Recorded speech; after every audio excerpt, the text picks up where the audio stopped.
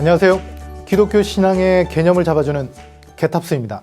해석자는 크리스천을 한쪽 벽에 불길이 활활 타오르고 있는 방으로 인도했습니다. 거기에는 한 사람이 불을 끄기 위해 계속해서 물을 붓고 있었습니다. 하지만 어찌된 일인지 불길은 더욱 거세고 뜨겁게 타올랐습니다. 그 이유는 반대편에서 누군가가 기름 항아리를 들고 계속해서 몰래 기름을 불에 퍼붓고 있었기 때문입니다. 이 장면은 그리스도께서 성도들을 보존하시는 은혜를 보여주고 있습니다. 먼저 불은 은혜를 의미합니다. 은혜를 불로 표현한 이유는 성령의 역사로 거듭나게 되면 우리의 심령에 열정이 일어나기 때문입니다. 물을 끼얹는 사람은 마귀를 뜻합니다. 마귀는 거듭난 영혼에 있는 은혜의 불을 끄기 위해 수단과 방법을 가리지 않습니다. 죄를 짓도록 유혹하고 게으름에 빠지게 합니다. 또한 거짓 교사들을 보내어 이단에 빠지게 하고 하나님과 교회를 향한 열심을 식게 만듭니다. 마귀는 계속해서 성도에게 있는 은혜의 불을 끄기 위해 물을 끼얹지만 오히려 불은 꺼지지 않고 더욱 세차게 타오릅니다. 왜냐하면 반대편에 있는 그리스도께서 성령의 기름을 부어주시기 때문입니다.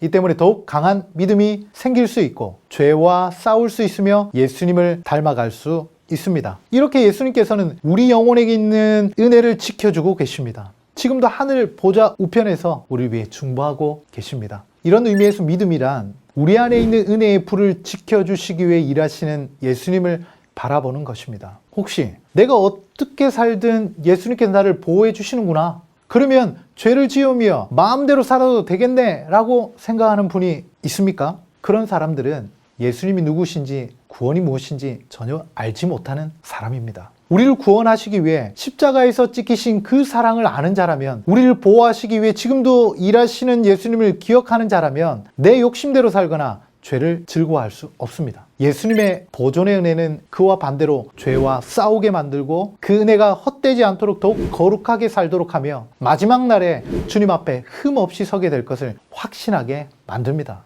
이번에 해석자는 크리스천의 손을 이끌고 아주 웅장한 궁전이 있는 곳으로 이동했습니다.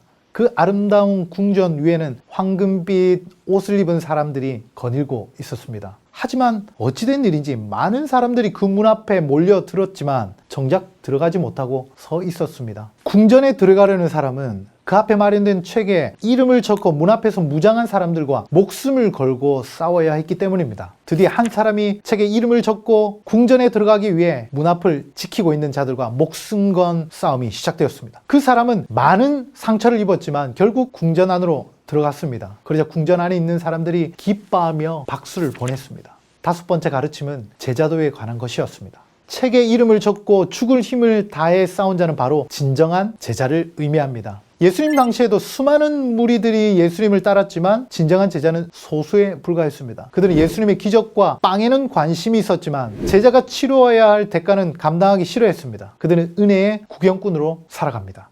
용감한 사나이로 묘사하고 있는 진정한 제자들은 어떤 사람입니까? 어떤 희생을 치르더라도 궁전에 들어가기로 결심하고 궁전을 향해 뛰어들어가는 사람들입니다. 예수님께서는 제자도에 대한 비유를 하셨습니다. 누가복음 14장 28절 말씀입니다. 너희 중에 누가 망대를 세우고자 할진대 자기의 가진 것이 중궁하기까지에 족할는지 먼저 앉아 그 비용을 예산하지 아니하겠느냐 말씀하셨습니다. 망대를 세우기 전에 먼저 비용 계산을 해보고 망대를 세울 비용이 부족하다면 아예 시작조차 하지 말라는 말씀입니다. 예수님을 따르기 전에 먼저 비용 계산을 끝내라는 것입니다. 어떤 희생을 치르더라도 궁전에 들어가기로 결심하고 궁전을 향해 뛰어들어가는 것입니다. 예수님을 따라가는 길에서 비용 계산하고 있으면 결코 그 길을 갈 수가 없습니다. 용감한 사나이는 강렬한 열망을 가지고 문 앞을 지키는 자들과 끝까지 피 흘리며 싸웠습니다. 밭에 감추인 보화를 발견한 자는 자신의 모든 재산을 팔아 그 밭을 사버렸습니다.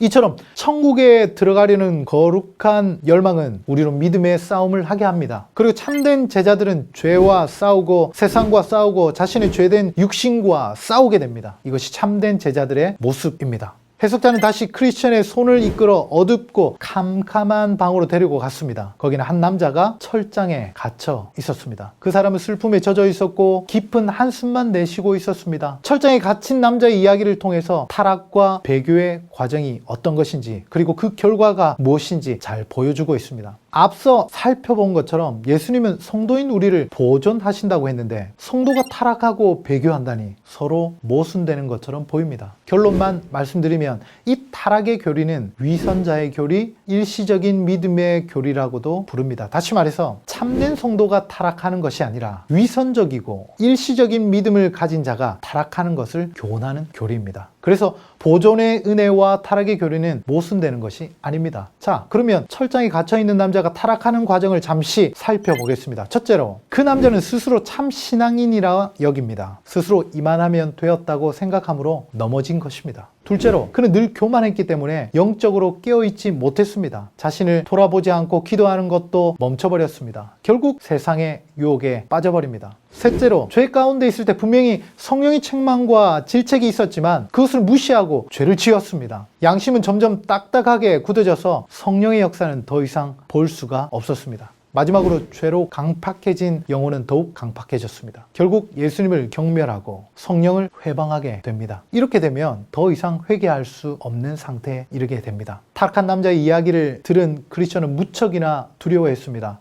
자신도 혹시 타락할지 모른다는 생각이 들어서입니다. 그래서 크리스천은 늘 깨어 기도할 수 있도록 도와달라고 기도했습니다. 이처럼 타락의 교리는 참 성도들에게 순례의 길에서 교만하지 않고 늘 영적으로 깨어있게 만들도록 돕는 것입니다. 해석자는 크리스천을 침대가 있는 한 방으로 인도했습니다. 그 방에는 한 사람이 침대에 일어나 앉아 있었는데 온몸을 떨고 있었습니다. 마지막 7번째 가르침은 마지막 심판에 대한 묘사였습니다. 잠에서 깨어난 사람은 마지막 심판에 대한 꿈을 꾸었습니다. 그 꿈을 통해 한 남자는 자신의 죄 때문에 무척이나 괴로워했고 마지막 심판에 대해 어떤 준비도 되지 않은 자신의 모습 때문에 두려워했습니다. 마지막 심판의 날은 경건한 자에게는 자신의 믿음의 진실함을 드러나는 날이며 예수님을 만나는 매우 기쁘고 영광스러운 날입니다. 하지만 심판의 대상자들에게는 피하고 싶은 세상에서 가장 큰 공포의 날입니다. 이들은 하나님을 두려워하지 않고 복음에 불순종한 자들입니다. 자신이 죄인임을 인정하지 않고 그리스도를 필요로 하지 않은 자들입니다. 더 두려운 것은 심판을 받는 사람 중에는 믿음이 없으면서도 열심히 교회를 다니며 위선적으로 종교생활한 자들도 포함되어 있습니다. 마지막 심판의 이야기를 들은 크리스천에게는 소망과 두려움의 감정이 함께 일어났습니다. 이 모순되는 이 영적 감정은 둘 다 우리에게 꼭 필요합니다. 왜냐하면 소망은 우리로 인내와 성실로 약속들을 기업으로 받게 하며 경건한 두려움은 우리로 교만하지 않게 하며 주님을 의지하며 순종하도록 하기 때문입니다. 드디어 해석자의 7가지 가르침을 받은 크리스천은 떠날 채비를 했습니다. 오늘 이야기를 마무리하겠습니다. 이 시간은 그리스도의 보존의 은혜, 제자도와 타락의 교리, 그리고 마지막 심판에 대한 주제를 나누었습니다. 보존의 은혜, 죄사함의 은혜를 잘못 이해해서 아무렇게나 살아도 결국 하나님이 나를 용서하시고 나를 지키시리라 기대하는 자는 아직 예수 그리스도의 사랑이 무엇인지 전혀 모르는 사람입니다. 그 사랑을 안다면 감히 죄를 가까이 하지 못하기 때문입니다. 여러분은 예수님을 따르기로 이미 계산을 끝낸 제자들입니까? 아니면 겨우 예수님의 주위를 맴돌면서 구경거리를 찾는 무리에 속한 사람입니까? 제자로 살아가기를 거부하면서도 자신은 좋은 신앙인이라 생각하는 것은 자기 기만입니다. 바로 그런 자들의 결국은 타락과 배교의 길로 들어서는 것입니다. 그리고 예수님께서 다시 오시는 마지막 날에는 분명히 심판이 임할 것입니다. 그 심판의 대상에는 교회에서 열심히 종교 생활을 하며 자타가 공연하는 좋은 신앙인이라 부르는 자들도 있습니다. 그것이 우리를 더욱더 두렵게 합니다. 여러분, 마지막 심판을 맞이할 준비가 되셨습니까? 지금까지 기독교 신앙의 개념을 잡아주는 개탑스였습니다.